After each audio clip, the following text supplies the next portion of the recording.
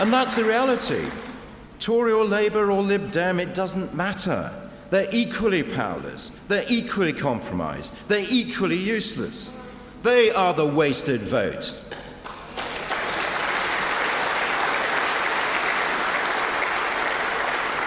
And this same political class doesn't want you to know, and they won't discuss issues of huge importance to the people of the country.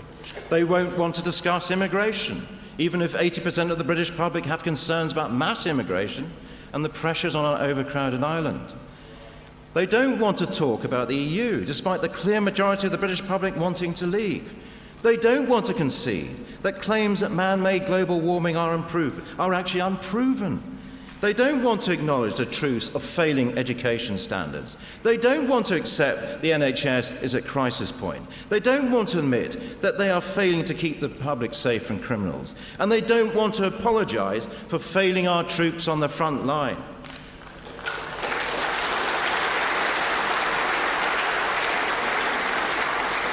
Well, UKIP does want to talk about these things, and we will talk about them through our policies.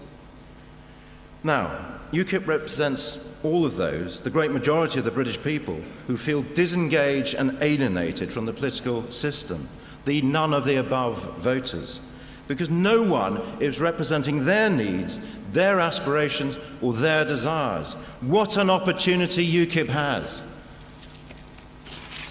So, we challenge the consensus. That's what we do.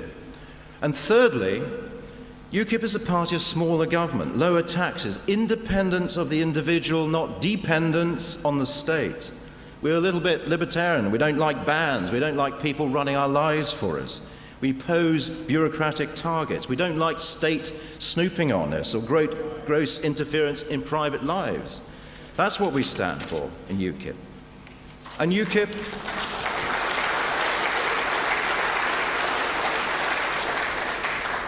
UKIP is pro-democratic. We trust the people. We don't fear the people because we represent the vast majority of what the British people want and believe in. We are anti-bureaucratic at every level.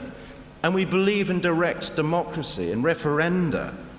So if a supermarket, maybe a Tesco's, wants to build in a new town, then shouldn't the people of that town decide in a referenda? Shouldn't they have the chance?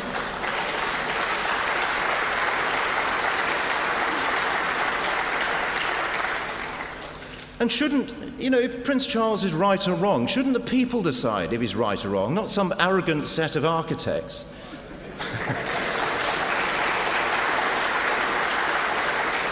UKIP believes in local and national referenda on a whole host of issues. We believe in letting the people decide.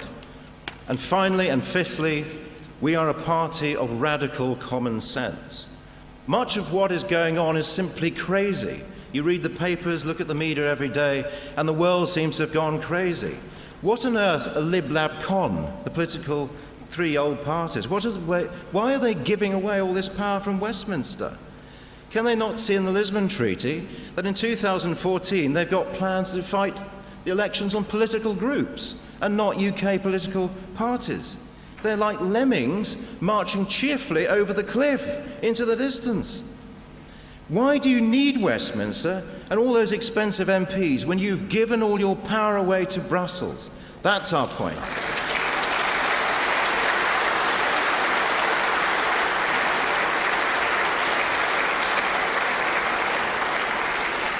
And so in conclusion, ladies and gentlemen, UKIP represents real change, not token change.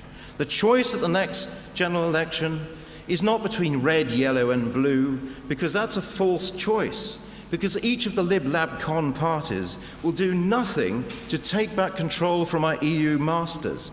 The British people will remain enslaved.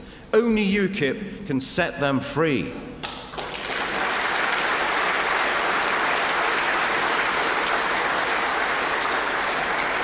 And we'll do that by offering them these three great freedoms and those 5 key beliefs. So the policy detail will follow. There's a session tomorrow with some detail. But the message going out from this conference, finally, Mr. Chairman, is to watch this space. Keep watching UKIP, because you ain't seen nothing yet.